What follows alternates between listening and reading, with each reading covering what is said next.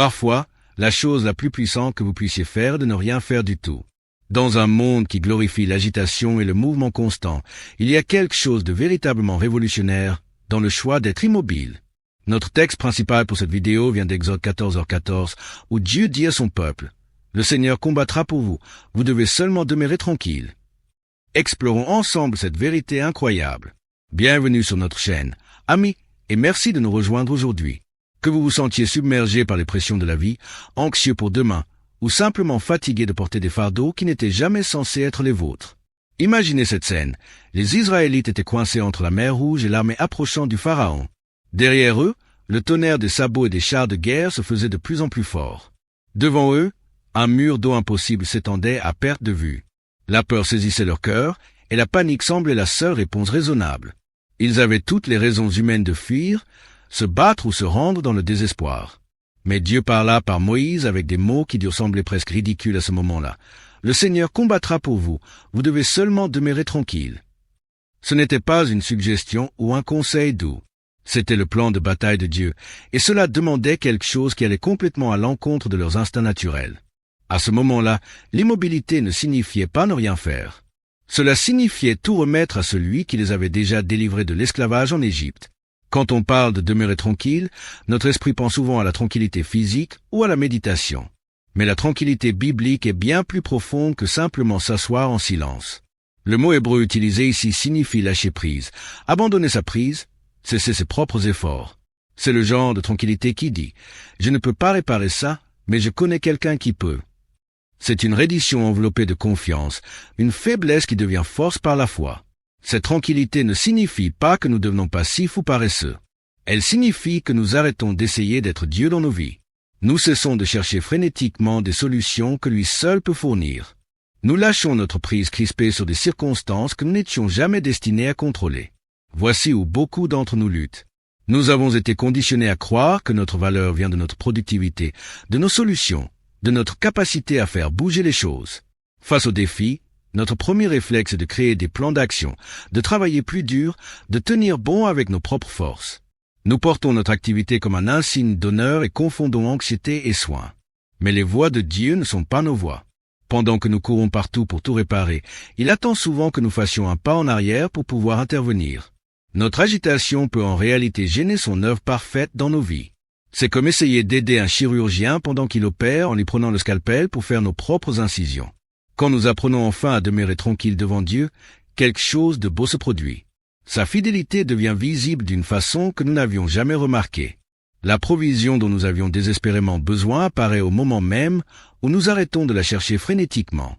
La relation qui semblait impossible à réparer commence à guérir dès que nous cessons d'imposer nos conversations et que nous commençons à prier à la place. Le fardeau financier qui nous empêchait de dormir trouve une solution à travers des opportunités que nous n'aurions jamais pu orchestrer nous-mêmes. La fidélité de Dieu ne se révèle pas parce que nous avons enfin fait assez ou travaillé assez dur. Elle se révèle parce que nous nous sommes mis hors de son chemin et que nous l'avons laissé agir. Dans notre tranquillité, nous commençons à voir ses mains bouger d'une manière que notre vie occupée nous avait rendus incapables de voir. Comment vivre cela concrètement dans notre vie de tous les jours? Commencez par de petits moments dans votre journée où vous faites une pause pour reconnaître la présence de Dieu. Avant de répondre à un courriel stressant, prenez 30 secondes pour respirer et vous rappeler que Dieu voit votre situation.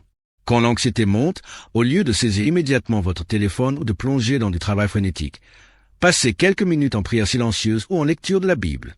Créez un espace de silence où vous ne demandez rien à Dieu, mais profitez simplement de sa présence.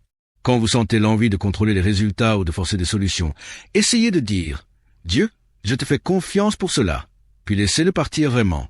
Ce ne sont pas des décisions ponctuelles, mais des choix quotidiens de faire confiance au timing de Dieu plutôt qu'à notre urgence.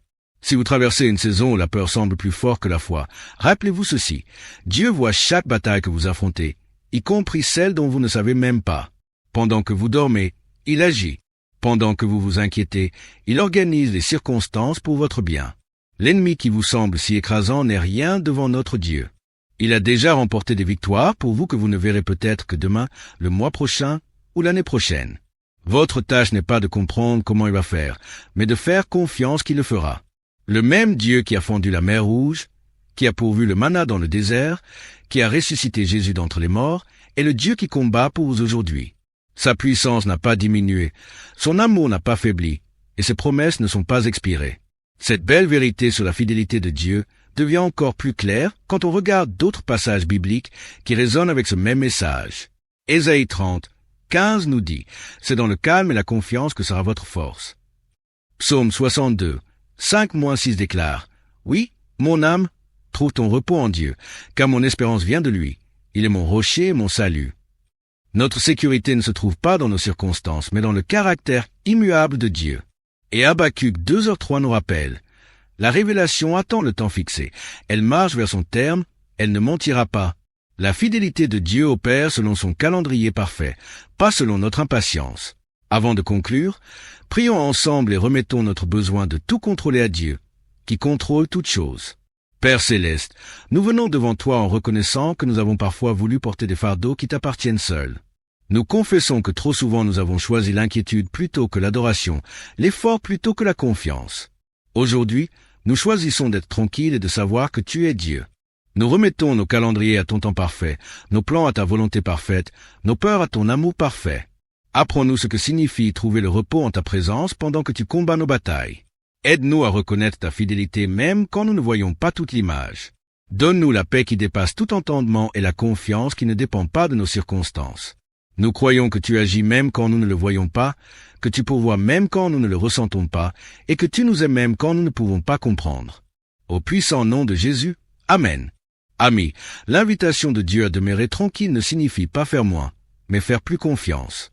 C'est reconnaître que le Créateur de l'univers tient votre situation dans ses mains et qu'il est plus investi dans votre bien-être que vous ne l'êtes.